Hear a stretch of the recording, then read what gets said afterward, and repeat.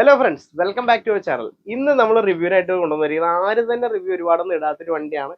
1 ലക്ഷത്തിന് താഴെ ബഡ്ജറ്റിൽ എ സിയും പവർ സ്റ്റിയറിംഗ് ഒക്കെ വരുന്ന ചെറിയ ബഡ്ജറ്റുള്ള ഒരു ഫാമിലിക്ക് പറ്റിയ അടിപൊളി കാറ്. അതുപോലെ ഡ്രൈവിംഗ് പഠിക്കുന്നവർക്കായാലും ഒരു നല്ലൊരു കംഫർട്ടബിൾ ആയിട്ടുള്ള കാറാണ്. അപ്പോൾ വണ്ടിയുടെ ഡീറ്റെയിലേക്ക് പോവാം. നിങ്ങൾക്ക് വണ്ടി കണ്ടപ്പോൾ തന്നെ മനസ്സിലുണ്ടാവും, ഇതെല്ലാം നമ്മുടെ എല്ലാവരുടെയും ഫേവറേറ്റ് ആയിട്ടുള്ള വാഗണർ ആണോ. ടൈപ്പ് 2 വേരിയന്റിലാണ് സെക്കൻഡ് ഫേസ് ലിഫ്റ്റിലുള്ള വണ്ടിയാണോ. വണ്ടി 2006 മോഡൽ വരുന്നത്. LXI ആണ് ഈ വണ്ടിയുടെ വേരിയന്റ് വരുന്നത്. അത്യാവശ്യം നല്ല ഹൈറ്റും അതുപോലെ തന്നെ അത്യാവശ്യം ഗ്രൗണ്ട് ക്ലിയറൻസും കാര്യങ്ങളൊക്കെ വരുന്നത് നല്ലൊരു അടിപൊളി ഫാമിലി കാർ എന്ന് തന്നെ പറയാവുന്ന വണ്ടിയാണ്. ഈ വാഹനത്തിൽ ടയർ സൈസ് വരുന്നൊക്കെ ആയാലും നമുക്ക് നോക്കിയാൽ കാണാൻ 13 ഇഞ്ച് ടയറാണ് വരുന്നത്. അതും ഈ വണ്ടിയിലുള്ളത് 4 പുതിയ ടയറും കാര്യങ്ങളൊക്കെ ഉണ്ടോ. ഇതിന്റെ പെയിന്റിംഗ് ക്വാളിറ്റി കണ്ടറിയാം ഈ വണ്ടി ഓടി അവിഞ്ഞ വണ്ടിയൊന്നുമല്ല കേട്ടോ. നല്ല രീതിയിൽ നല്ലൊരു ഫാമിലി കൊണ്ടുവരുന്ന വണ്ടിയാണ്. നല്ല വൃത്തി തന്നെയാണ് വണ്ടി സൂക്ഷിച്ചിട്ടുള്ളത്. അതുപോലെ തന്നെ ആ ഒരു പെയിന്റിങ്ങിന്റെ കാര്യത്തിൽ നോക്കുമ്പോഴായാലും വേറെ ടച്ച് മുളിച്ചോ കാര്യങ്ങളോ ഒന്നും തന്നെ പെയിന്റിംഗ് ഇല്ല. കമ്പനി പെയിന്റിംഗ് ആണ് അധികം വണ്ടിയിലുള്ളത്.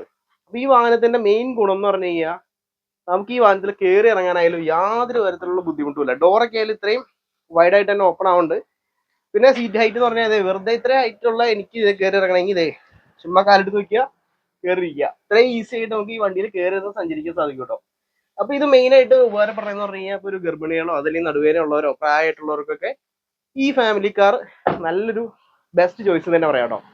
അപ്പോൾ അതിന്റെ കൂടുതൽ ഡീറ്റെയിൽ റിവ്യൂലേക്ക് പോയി കഴിഞ്ഞാൽ ഇതിന്റെ ഡിസൈനിന് പറഞ്ഞ പേരെന്ന് പറഞ്ഞാൽ ടൗൾ ബോയ് ഡിസൈൻ എന്നാണ്. നമ്മുടെ സാൻഡ്രോ കഴിഞ്ഞിട്ട് സാൻഡ്രോന്റെ കോമ്പറ്റീവ് ആയിട്ടാണ് മാരുതി ഈ വാഹനം ഇറക്കി കേട്ടോ.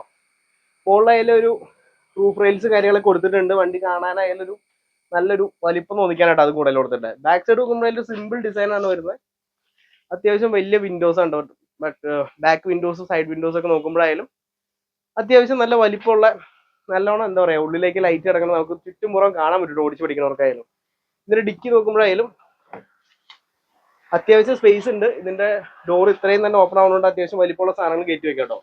ഈ സീറ്റ് രണ്ടായിട്ട് നമുക്ക് ഫോൾഡ് ചെയ്ത് അതുകൊണ്ട് തന്നെ അത്യാവശ്യം ലഗേജും കാര്യങ്ങളൊക്കെ കൊണ്ടുപോകണമെങ്കിലും യാതൊരു തരത്തിലുള്ള ബുദ്ധിമുട്ടില്ല കേട്ടോ. ഇതാണ് നമ്മുടെ സ്റ്റെപ്നി വീലിലൂടെയാണ് കൊടുത്തിട്ടുള്ള നോർമൽ വണ്ടികളുടെ തന്നെ. അതുപോലെ തന്നെ ഇവിടെ നോക്കുമ്പോഴായാലും ഒരു തരത്തിലും വണ്ടി എന്താ പറയാ മുഷിഞ്ഞിട്ടില്ല. അതാണ് ഈ വണ്ടിയുടെ മെയിൻ ഹൈലൈറ്റ് എന്ന് പറഞ്ഞാൽ. പിന്നെ ഇതിന്റെ പേസ്റ്റുകളൊക്കെ നോക്കുമ്പോഴൊക്കെ കാണാം ഒരു തരത്തിലുള്ള ആക്സിഡന്റുകൾ ഈ വണ്ടി മീറ്റ് ചെയ്തിട്ടില്ല കേട്ടോ. മെയിൻ ആയിട്ട് ഇത്രയും ഡിക്കി ഓപ്പൺ ആയി വന്നുകൊണ്ട് തന്നെ അത്യാവശ്യം വലിപ്പമുള്ള എന്ത് സാധനം തന്നെ ഒരു ഫ്രിഡ്ജ് ആയാലും പോലെ ഈസി ആയിട്ട് കയറി പോകും ബൂട്ടിക്കൂടെ. അതുകൊണ്ട് തന്നെ നമുക്ക് ഫാമിലിക്ക് എല്ലാ തരത്തിലും ഉപയോഗിക്കാൻ പറ്റുന്ന ഒരു വണ്ടിയാണ് കേട്ടോ. ബാക്ക് സൈഡ് നോക്കുമ്പോഴായാലും ഫ്രണ്ടിനേക്കാളും കുറച്ചുകൂടെ ഹൈറ്റിലാണ് ബാക്ക് സീറ്റിന്റെ പൊസിഷൻ തന്നെ. ഇവിടെ നമുക്ക് ഈസി ആയിട്ട് ഇതുപോലെ കയറിയിരിക്കാം കേട്ടോ. അത്യാവശ്യം ലെഗ് റൂം ഉണ്ട്. ഓവറായിട്ടൊന്നും ഇല്ല, നോർമൽ ആയിട്ട് ഇരിക്കുക. അതുപോലെ ഹെഡ് റൂം അത്യാവശ്യം നല്ല ഹൈറ്റ് തന്നെ ഉണ്ട് കേട്ടോ. അപ്പൊ അതൊരു മെയിൻ ഹൈലൈറ്റ് എന്ന് തന്നെ പറയാവുന്നതാണ്. പിന്നെ ഡോറൊക്കെ അത്യാവശ്യം നല്ല ഹെവി ഡോറും കാര്യങ്ങളൊക്കെയാണ് വരുന്നത്. ഉള്ളിൽ ഇന്റീരിയർ നോക്കുമ്പോഴാണെങ്കിൽ തന്നെ വളരെ സിമ്പിൾ ആൻഡ് മിനിമൽ ആയിട്ടുള്ള ഇന്റീരിയർ ആണോ. ഇവിടെ നോർമലായിട്ട് ഡാഷ്ബോർഡിന്റെ അവിടെ നമുക്ക് എ സിയുടെ കൺട്രോൾസും കാര്യങ്ങളും വരുന്നുണ്ട്. സ്റ്റീരിയോ വരുന്നുണ്ട്. അതുപോലെ തന്നെ സ്റ്റിയറിംഗ് ഒക്കെ ആയാലും പവർ സ്റ്റിയറിംഗ് ആണ്. A C chilled A C ഉണ്ടോ. പിന്നെ ഈ വണ്ടിക്ക് മെയിൻ ആയിട്ട് കാണാൻ സാധിക്കുക വെച്ചാൽ അന്നത്തെ കാലത്ത് കമ്പനി ഇറങ്ങി കഴിയുമ്പോൾ എക്സ്ട്രാ ഫിറ്റിംഗ്സ് ആയിട്ട് ഇടുന്ന ആ സീറ്റ് കവർ, പണ്ടത്തെ ആ ഒരു മോഡൽ സീറ്റ് കവർ ഉണ്ടോ സോഫയൊക്കെ പോലെ, അതിപ്പോഴും മെയിൻറ്റെയിൻ ചെയ്തിട്ടുണ്ട്. നല്ല വൃത്തി തന്നെയാണ് സൂക്ഷിച്ചിട്ടുള്ളത്. മെയിൻ ആയിട്ട് ഈ വണ്ടിയിൽ സീറ്റിംഗ് പൊസിഷൻ ആണ് ഈ വണ്ടിയുടെ. എത്ര ലോങ് ഡ്രൈവ് ആണെങ്കിലും നമുക്ക് പോകാൻ സാധിക്കും കേട്ടോ. എഞ്ചിൻ റൂം നമുക്ക് നോക്കാം കേട്ടോ. എഞ്ചിൻ റൂം നോക്കുമ്പോൾ നമുക്ക് കാണാം ചെറിയൊരു ബോണറ്റ് ആണ് വരുന്നത്. പക്ഷെ അതിന് നല്ല വെയിറ്റ് തന്നെ ഉണ്ട് കേട്ടോ. അത്യാവശ്യം നല്ല ക്വാളിറ്റിയുള്ള മെറ്റീരിയലാണ്. മാരുതിയുടെ ആദ്യ കാലത്ത് ഇറങ്ങിയ വണ്ടികളിൽ ഏറ്റവും ബെസ്റ്റ് ക്വാളിറ്റി മെറ്റീരിയലാണ് ഉപയോഗിച്ചുകൊണ്ടിരുന്നത്. അപ്പൊ എഞ്ചിൻ റൂം നോക്കുമ്പോൾ കാണാവുന്നതാണ്. അത്യാവശ്യം നല്ല വൃത്തി തന്നെ സൂക്ഷിച്ചിട്ടുള്ള എഞ്ചിൻ റൂം ഉണ്ടോ. ബാറ്ററി നോക്കുമ്പോഴായാലും ബോഷിന്റെ ബാറ്ററിയും കാര്യങ്ങളൊക്കെ വന്നിട്ടുള്ള, വേറെ ഓയിൽ ലീക്കോ കാര്യങ്ങളോ ഒന്നും തന്നെ ഇല്ല.